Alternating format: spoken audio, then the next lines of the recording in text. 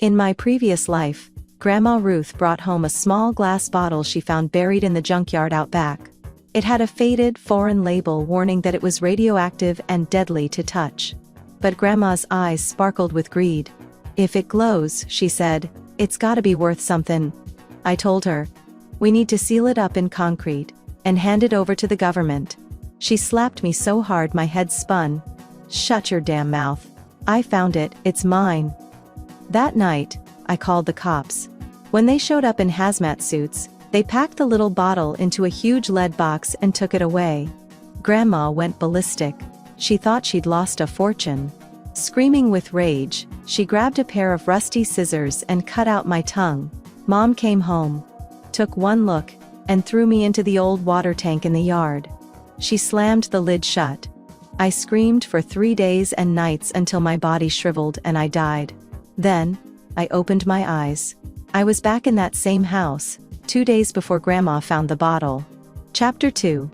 The Powder That Glows. "Here it is," Grandma Ruth cooed, crouched in the dirt behind our trailer. "Found it inside some busted machine from the dump." She lifted a tiny glass vial toward the porch light. "Shiny little thing. Probably worth a pretty penny." I was still lying in my wheelchair, paralyzed in the same position I'd been in for the past year. But this time, I could hear. I could speak. I had my tongue again. I had been reborn. Danny, my little brother, climbed down off my legs and waddled over, eyes locked on the glowing vial. "I want to play with it," he whined, reaching up on tiptoes. "Easy now," Grandma chuckled. "Don't break it, baby boy." Danny grinned, bit off the bottle cap with his teeth, and dumped some of the contents into his hand. The powder shimmered like crushed glow sticks. "Look!" he squealed. "It sparkles." "Pretty," Grandma muttered without looking, now focused on the rest of the junk she was picking through. Danny poured the leftover powder back into the bottle, capped it again, tied it with a string, and looped it around his neck like a necklace. That same grin. That same smile I remembered from my past life, when he laughed while gouging my eyes out with a stick through the water tank lid. Well, not this time. If anyone was gonna die from this thing, I wasn't stopping them. A sudden scream snapped me out of my thoughts. "Ow! My hands! It hurts!" I turned and saw Danny on the ground, both hands flaming red and swelling fast. Darlene, our mother, burst through the trailer door. "What happened?" "My hands," Danny cried. "They hurt." He scratched furiously at his palms, tearing open 2 bloody welts. Grandma pried his fingers apart, alarmed. "Stop, sweetheart. Don't scratch." Darlene frowned. "What the hell did he touch?" Grandma said quickly. "He's just been messing with his necklace, but it's not that. I touched it too and I'm fine." Darlene's eyes narrowed. She looked straight at me. "Emily, what did you do to your brother?" I stared at her from my chair, not moving a muscle. "I'm a cripple. What could I possibly do?" She grabbed a bar of soap and started scrubbing Danny's arms. He screamed, thrashing around. "No, it hurts. Don't wash it. Just hold still," Grandma barked, pinning him by the wrists. "It'll feel better once it's clean." I watched all 3 of them closely. Every one of them now had that same glowing powder on their hands.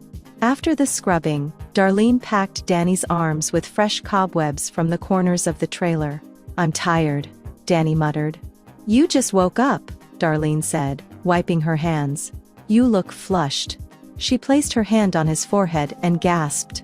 "Shit. He's burning up." "I feel woozy," Danny mumbled. "I want to sleep."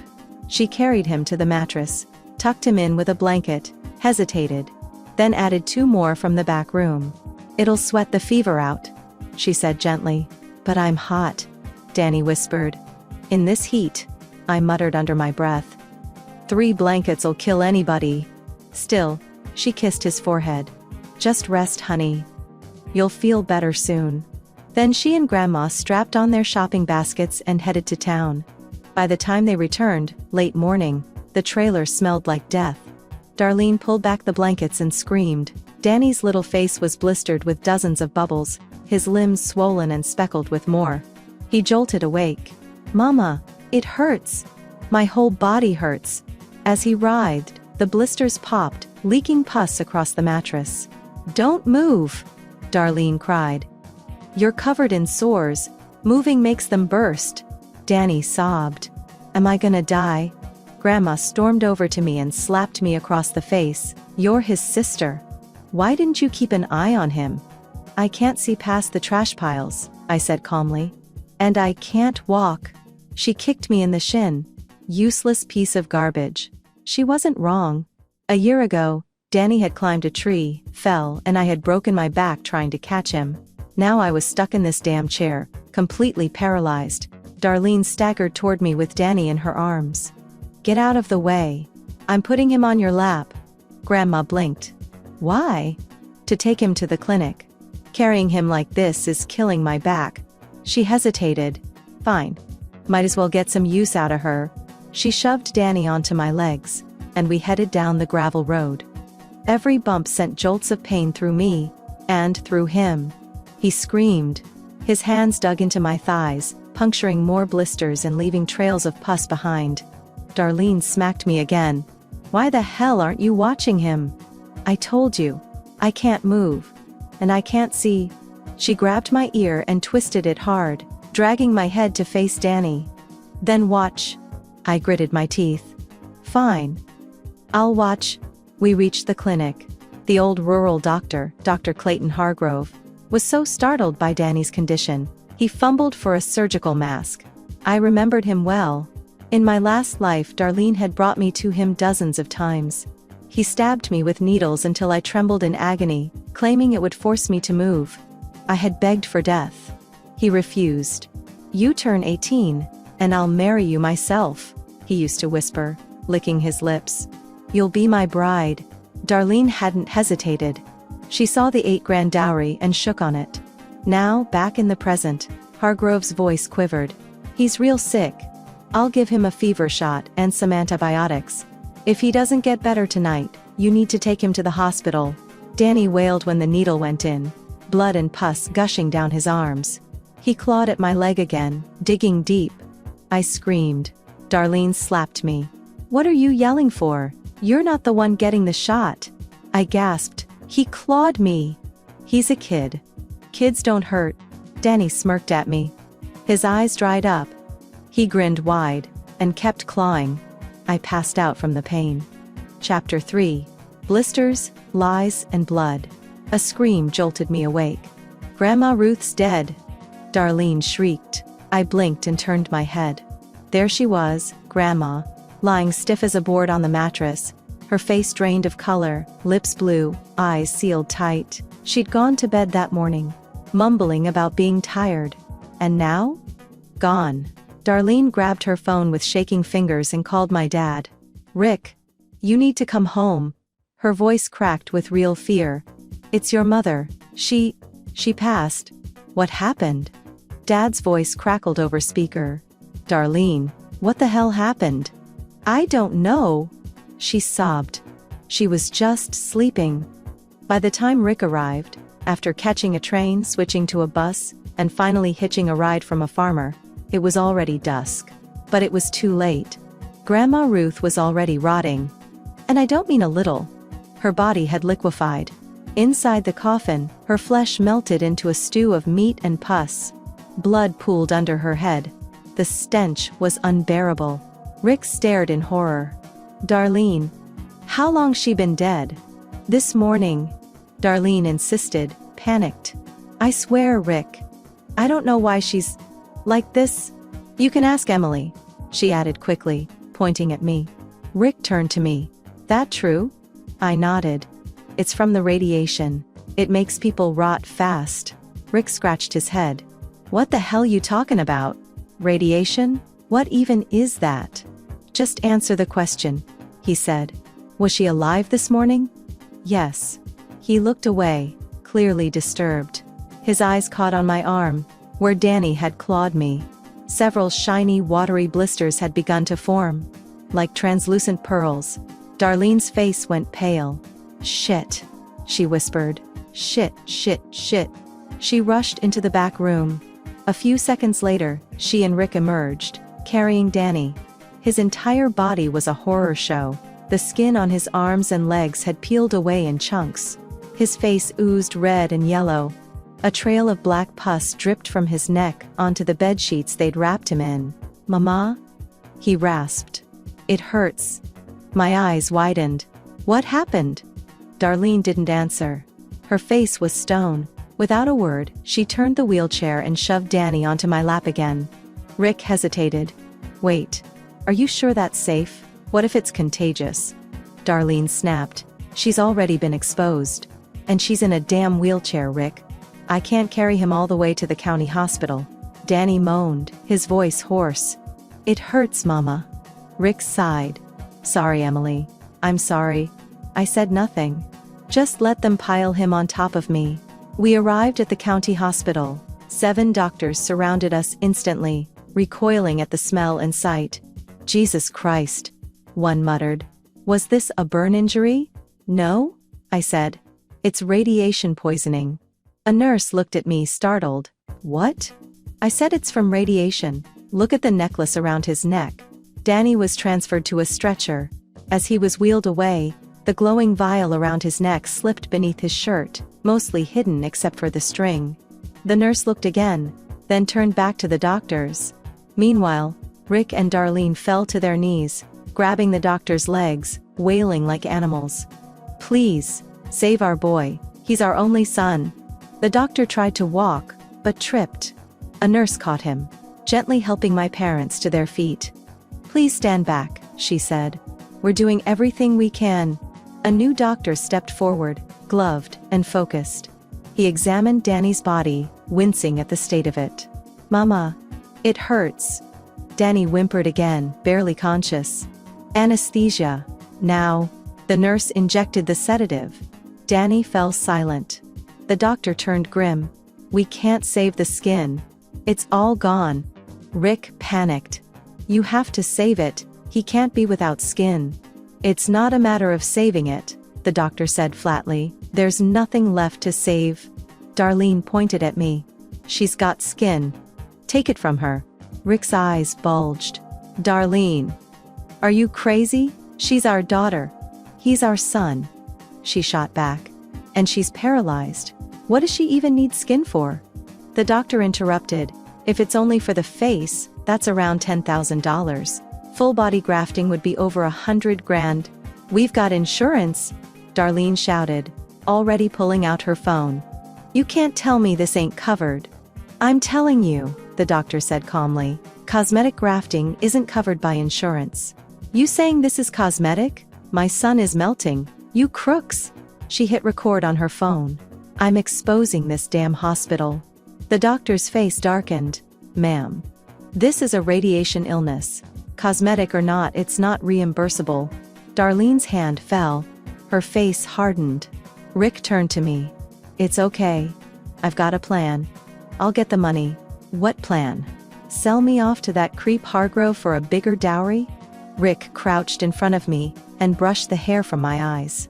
"Emily, I'm sorry. But your brother needs your help." I smiled faintly.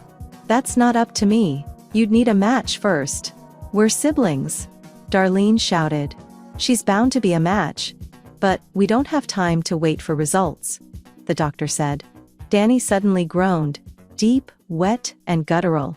His muscles convulsed. "He's crashing." Another doctor called. "Tissue necrosis is spreading. We may have to amputate," the lead doctor said. "It might be the only way to save his life." Danny thrashed. No, I don't want to lose my hands. I don't want to." His tears ran red with blood. The room went silent. Darlene whispered, "Couldn't we use her limbs instead? They're related. It might work." The doctor shook his head. "No time. Surgery's risky. We can't do any grafts right now.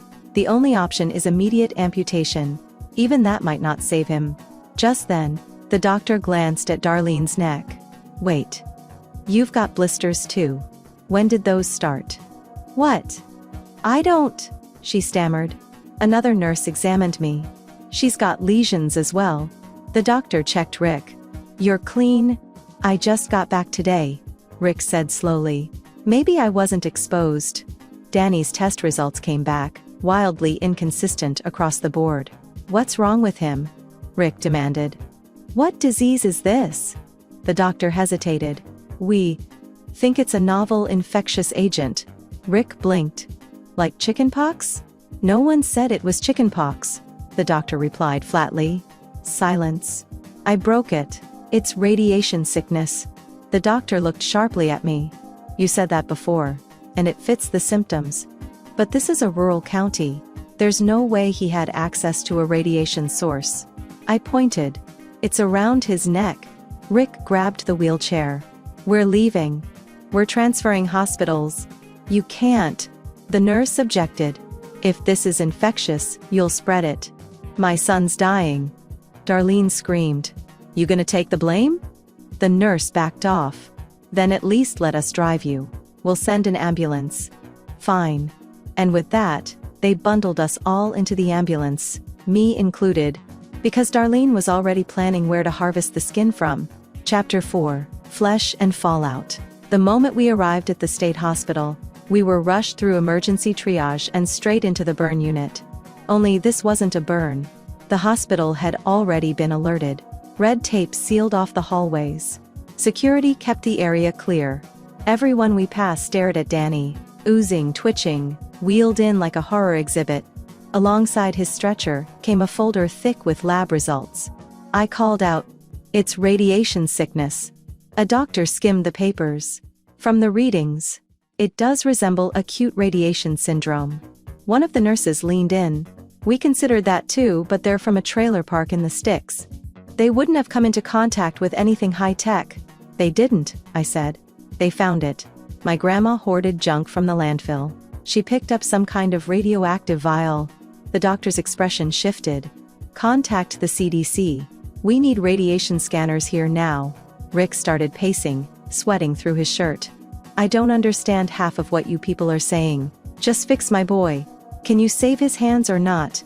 A nurse returned with the CT scan. "It's worse than we thought. His bones are necrotizing. The decay is triggering full-body inflammation. Honestly, it's a miracle he's still alive." Darlene stared at her son's exposed muscles, his skin half dissolved into slime. "So, what's the plan?" "You're saying we should just, what? Let him rot?" The doctor replied grimly.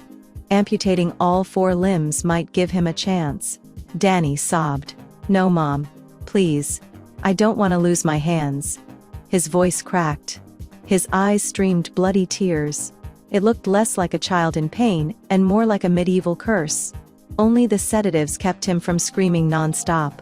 Darlene shouted at the surgical team, "What are you waiting for? Start the operation, cut them off and save him!" Rick and Darlene scrambled to find an empty OR while nurses wheeled Danny into pre-op. "Vitals are dropping." Someone yelled, "We need to operate now." Rick ran beside the stretcher. "Forget the tests, just get started." "We need blood," the doctor said. "The blood bank is dry." Rick pulled out his worn donation card. "I've given blood, use mine first." "Sorry. Doesn't work that way. The bank has no reserves left." Rick rolled up his sleeve. "Then draw it straight from me." They filled 2 bags. His face turned ghost white. 10 minutes later, a nurse ran out of the operating room, covered in blood. Massive hemorrhaging, his arteries burst. "Do we have any more blood?" The surgeon barked. Rick stumbled forward, barely able to stand. "Take more.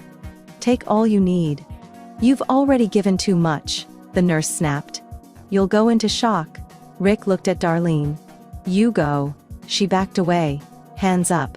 "I just had a miscarriage last year. I'm still anemic. I can't." Then both turned to me. Rick whispered, "Emily." A nurse approached with the needle. "Are you willing to donate?" I stared at her. My arms were blistered, bubbling, raw. "It's pointless," I said. "This is radiation. You can't save him." "Miss," she pressed, "do you consent to donate blood, yes or no?" Before I could answer, an alarm blared in the hallway. A team in hazmat suits had arrived. They carried radiation detectors. The second they stepped into the surgical wing, the Geiger counters shrieked. 2,000 rads and rising. Someone yelled. The lead doctor screamed, "Everyone out, it's radiation. Back out, now! Doctors and nurses dropped everything, bolting from the operating room like it was on fire. Danny lay inside. Alone. Bleeding. Dying. Rick and Darlene chased after the fleeing staff. What the hell are you doing? You can't leave him like that. The hospital's security guards, now in riot gear, stepped in, shields up. Stay back. Do not enter. This is a contamination zone. Through the glass, we saw them pull the little glowing bottle from around Danny's neck and seal it inside a metal case. Then they lifted Danny's shredded, blood-soaked body into a lead-lined casket. No! Rick screamed, pounding the glass. Don't you dare put my boy in that thing! A doctor on the other side turned to him coldly. He's dead. And he's radioactive. Government protocol says he must be sealed immediately. I want to see him. You can't. His corpse is toxic. Rick trembled. He's my son. The doctor handed him a clipboard. Fill this out. We need your statement. Where did the radiation come from? Any other victims? Rick fumbled for his phone. I'm calling the cops. You're not keeping his body from me. This is a damn cover-up. The doctor sighed. We already called them. They're on the way. When the police arrived, Rick ran toward them, frantic. Officer, they killed my son. They locked him in a box. They won't even let me say goodbye. The officer walked past him and pointed at the lead coffin. That your kid? Rick nodded, breath ragged. Yes. Yes. Then let them take it. This is classified now. We'll handle the report. Rick tried to throw himself at the coffin, screaming. 4 officers held him back. You're interfering with a federal procedure. Step away. As the coffin disappeared into the elevator, Rick collapsed in the hallway. I watched from the edge of the trauma bay. Arms limp, skin blistering, my heart stone cold. A young officer knelt beside me. You saw everything? Yes, I said. I know what happened. I can tell you everything. He pulled out a notebook. Start from the beginning. Chapter 5, Disposable Daughter. The questioning went on for hours. The police took my statement in full. The vial was from a broken machine Grandma Ruth salvaged from the junkyard. She opened it. Danny played with it. Powder got on their skin. They ignored my warnings. Then came the fevers, the burns, the rot. Grandma died first. Then Danny. Now my mother and I were showing symptoms. My father had just returned. He hadn't touched it yet. Victims? The officer asked. My brother. My grandma, I replied. And my parents and me. All exposed. Address? 168 Willow Creek Drive, Trailer Lot 6. Back of the woods. With that, they packed up. One team went to my home to retrieve Grandma Ruth's remains. The rest left me in the hospital. That's when the real horror started. A nurse came to check on me, eyeing my peeling arms. The deposit your family paid has already been used. If you want further treatment, we'll need additional payment. I gave her a tired smile. I can't pay. I can't even move. You can give us a card and a PIN. We'll process it for you. I have no money. She frowned. Then I'll speak to your father. I shook my head. Don't bother. He won't treat me. Not unless he can sell a piece of me. Right then, Rick came out of the hallway, supporting Darlene as they both shuffled toward the elevator. Her neck was wrapped in gauze. Her voice boomed across the ward.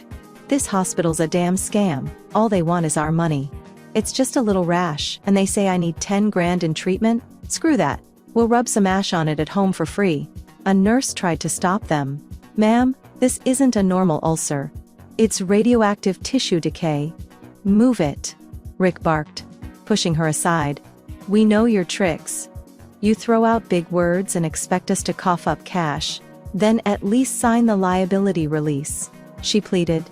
If something happens, we're not responsible. Rick snatched the clipboard, squinted at the unfamiliar words, then shoved it in my face. Emily, you read books, right? What's this say? They trying to scam me?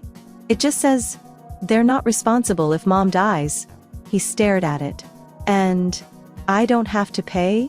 No. Then I'm signing. He scribbled his name and started wheeling me out. Wait, I said.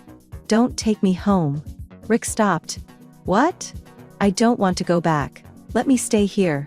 The nurse stepped in again. "Sir, your daughter's been exposed to the same radiation. If untreated, it could kill her." She gestured to my blistering arms. Rick glanced down at them, unimpressed. "Looks like a sunburn. She'll be fine. We're offering to treat her for free," the nurse insisted. She agreed to be a research subject. "No cost to you." Rick hesitated. "What if she dies?" The nurse faltered. "We'll do everything we can." He huffed. "Then keep her. We're done here." He let go of the wheelchair, grabbed Darlene by the elbow, and the two of them marched toward the elevator. As the doors slid shut, I heard their voices through the echoing hall. "We spent 10 grand and lost a son. We better not let them get away with this." "They won't. We'll sue 'em. Bleed them dry." The elevator closed. And I was alone again. 2 months later, I was discharged. I could walk. Staggering and stiff, yes, but on my own 2 legs. Every step was a miracle. Left foot. Right foot. One shuffle at a time. The nurses clapped as I made it out the front doors. I didn't get a ride. I walked the entire way home. 4 hours of wobbling down back roads, past cornfields and rusting mailboxes. My legs burned, my feet bled, but I was alive. I reached the turnoff for Willow Creek Drive. And froze. My home was gone. A gray wall of poured concrete sealed off our trailer lot. Every window, every door, every crack, filled and bricked. A tomb. The village leader was stacking firewood nearby. He turned and stared at me, wide-eyed. "Emily? You're walking?" I nodded slowly. "Yeah." He exhaled. "Good. That's good. Because there's no one left to take care of you." I blinked. "What do you mean?" "They're all dead," he said. "Your whole family, gone. You're the only one left." When Rick and Darlene had returned from the hospital, they didn't last long. Radiation poisoning. Organ failure. They refused treatment. The county paid them $10,000 in compensation for the quarantine. And that was it. They died bitter and broke. The village elder helped place me in an abandoned unit nearby. "There's some money left from the settlement," he said gently. "It should cover school, maybe rent. If you need help, you come to us." I bowed politely. "Thank you." But inside? I didn't need help anymore. Not from anyone, not ever again. Chapter 6. The Girl Who Survived Radiation. The abandoned unit they gave me was a forgotten prefab shack on the edge of the trailer park. Tin roof, half a porch, and no plumbing. But it was mine. It didn't have bloodstains. No one had ever hit me inside it. And that alone made it better than any home I'd ever had. I scrubbed the floor clean with my bare hands. My joints were stiff from rehab. My blisters had scabbed over, leaving my arms pockmarked and scarred like acid burns. But I could move. For the first time in over a year, I was in control of my body. The news of my family's death hadn't exactly made waves. There were whispers, stories, rural gossip. The radiation girl, the sister who didn't die, the one whose skin they wanted to harvest. Most people stayed away. I liked it that way. They said the county sent someone to retrieve the radiation vial. That it was logged, sealed, and sent to some government lab in DC. But I didn't care. The damage had already been done. I enrolled back in school. I didn't talk much. I kept to myself. People stared at my arms. I wore long sleeves even in summer. They whispered about my brother, about the coffin, about the way my grandma liquefied in a single afternoon. Some people thought I was cursed. Some thought I was a liar. A freak. But I didn't flinch. What could they possibly do to me that hadn't already been done? One day, during chemistry class, the teacher passed out a radiation chart, just a basic one, explaining exposure levels. I stared at the numbers like they were old friends. 2,000 rads. The number that had flashed red on the Geiger counter in Danny's operating room. That number meant death within hours. But I hadn't died. Danny had, Grandma had, Darlene had, Rick had, but I was still here. And that's when I realized, I wasn't just a survivor. I was something else now. I started volunteering at the hospital. At first it was just filing, then cleaning instruments. Eventually I helped organize patient charts. The doctors were impressed by how precise I was. How calm under pressure. No one dared argue with the girl who'd walked out of full-body radiation exposure on her own 2 feet. They offered me a stipend to stay on. I took night classes. JED, then community college. Then I applied to a university 4 states over, and I got in. With scholarships. By the time I turned 21, no one even remembered my last name. The house was bulldozed. The trailer park lot became a fenced-off contaminated zone, buried under layers of government tape. But I remembered. Every night I looked at the scars on my arms and remembered the knife Rick used to sign my skin away. I remembered Darlene pulling that blanket tighter over Danny, and whispering that sweating the fever out would cure radiation. I remembered Grandma Ruth's greedy fingers unscrewing that bottle. And I remembered the sound Danny made when his bones broke open from the inside. I remembered it all. And I never told a soul. Because no one wanted to know the truth. No one cared what happened to disposable people like us. And I wasn't interested in pity, only progress. I was Emily Saunders. And I survived the fallout.